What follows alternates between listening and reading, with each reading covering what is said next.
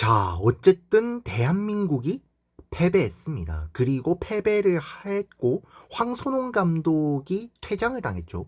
그로 인해서 당시 명재용 수석 코치가 남은 경기를 이끌게 되었고 인터뷰를 또 진행하게 되었는데 그 인터뷰를 통해서도 대한민국이 문제가 있구나라는 게 드러났다라고 저는 생각이 듭니다.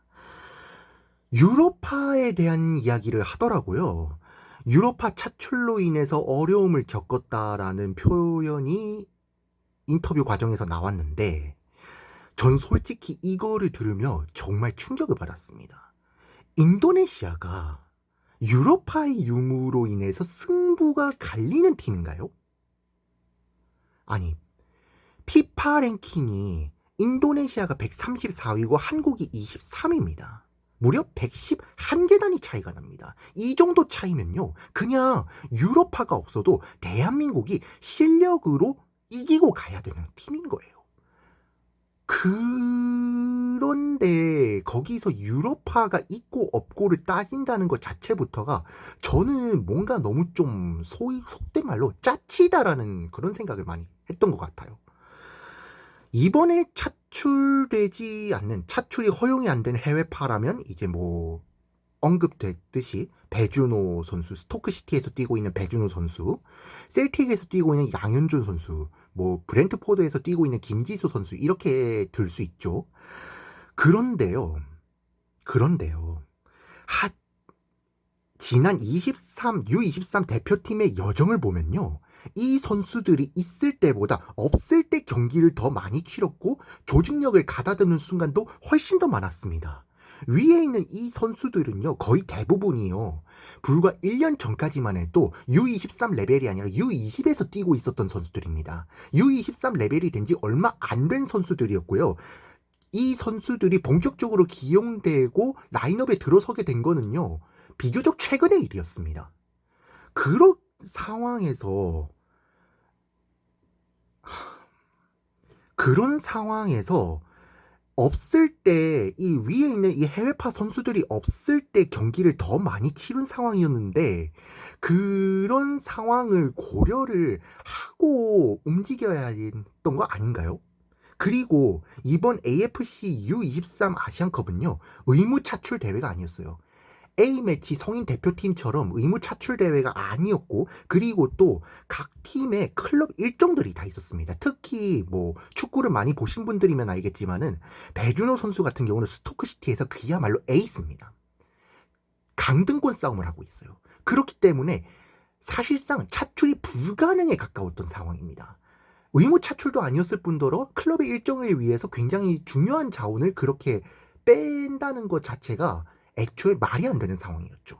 그거를 고려하면 그 많은 해외파 선수들을 기용하는 것은 사실상 불가능에 가까웠습니다. 그런데 이를 고려하지 않고 라인업에 넣었다가 안 되니까 부랴부랴 다른 선수로 바꾸고, 심지어는 김지수 선수 같은 경우는 센터백이죠. 센터백도 할 말이 많은데 센터백 같은 경우도 전문 센터백 자원을 3명밖에 안 데리고 갔어요. 이재원 선수, 서명관 선수, 그리고 변준수 선수, 이렇게 3명밖에 안 데리고 갔습니다. 근데 서명관 선수는 또 부상을 당했죠. 그리고 김지수 선수가 빠졌으면은, 그리고 이 전문 센터백 자원이 2명밖에 없는 상황이면은 센터백 자원을 더 데리고 갈 생각을 해야지 김지수 선수 대신에 다른 중앙 미드필더 자원을 그렇게 데려가고, 결국에는 센터백이 없는 상황에서 우리는 결국에는 이강인 선수, 수비형 미드필더였던 이강인 선수를 센터백으로 내려쓰고, 심지어는 풀백이었던 조현택 선수를 센터백으로 기용을 하는 등 그런 상황까지 놓이게 된 겁니다. 그런 모든 상황까지 고려하면서 모든 변수가 있을 걸 알고 그렇게 준비를 했었어야 되는데 거기서 이미 많이 문제점이 드러난 게 아닌가, 저는 그런 생각이 듭니다. 그리고 두 번째가 이영준 선수가 선발이 아닌 교체였던 이유. 이영준 선수는 뭐 지난 아랍에미리트전과 중국전 때 3골을 넣으면서 대한민국 공격진의 에이스 역할을 했던 그런 스트라이커 선수였죠.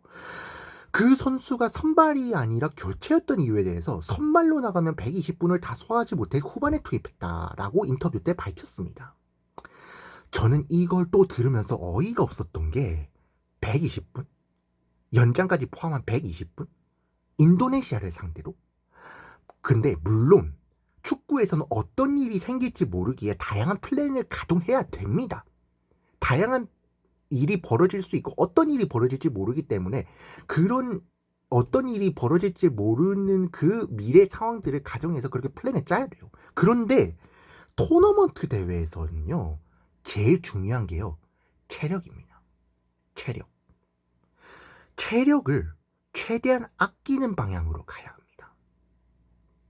그리고 체력을 최대한 아끼는 방향으로 움직이는 건 물론이거니와 90분 정규 시간 내에 끝내는 게 당연히 베스트고 이를 목표로 해서 나아가야 됩니다. 연장전 그런 거는 그 뒤의 일이에요. 솔직히 얘기하면. 근데 인도네시아를 정규 시간 내에 박살내기 위해 그러고 난 뒤에 4강에 올라가서 그 뒤 일을 생각하고 그렇게 해야 되는 거지. 120분을 고려했다라는 것 자체부터가 저는 이미 인도네시아의 하고의 전력 차이를 고려해봤을 때 120분 내에 승부를 낸다? 90분 내에 승부를 내고 그 다음을 고려를 해야지 120분? 이거는 좀 아니지 않나 이런 생각을 좀 되게 많이 했었습니다. 또 이렇게 또 얘기를 하면서 화가 많이 나는데 또 전술상에서도 화가 나는 부분이 있었습니다. 전술상에서도 되게 화가 났던 부분은 무지성 측면 공격이었다는 거죠. 너무 측면에만 의존하는 그런 전술이 계속해서 발생했다는 거죠. 이번 대회 내내 측면에서 크로스를 올리고 또 컷백을 통해서 공격을 만들어가고 그런 과정이 너무 많이 나왔어요. 물론 축구를 하다 보면은 측면 전개 전술 중요합니다. 중요해요. 그런데 너무 거기에만 의존하는 모습을 많이 보여줬다는 게 문제인 거죠. 전문가분들, 진짜 축구 전문가분들도 이렇게 가다가는 막히는 순간이 올 거라고 여러 차례 경고를 했었습니다. 당연하죠. 상대 팀들도 우리나라의 경기를 보고 분석을 합니다. 그렇기 때문에 분석을 하면서 거기에 맞는 대응 방법 또한 생각해냅니다. 그런데 조별리그 때 보여왔던 그런 문제점을 8강전 때도 고치지 않은 모습을 보였고 결국 그로 인한 문제점이 8강전 때 드러나게 되어버렸어요. 그것도 인도네시아를 상대로 말이죠. 제가 경기 데이터를 이렇게 적어봤는데 좌측, 중앙, 우측 이렇게 공격 전개 상황이에요. 위쪽이 한국이고 밑쪽이 인도네시아인데 보면 알겠지만은 대한민국의 측면 전개 전술이 너무 기형적으로 쏠려 있다는 것을 알 수 있습니다.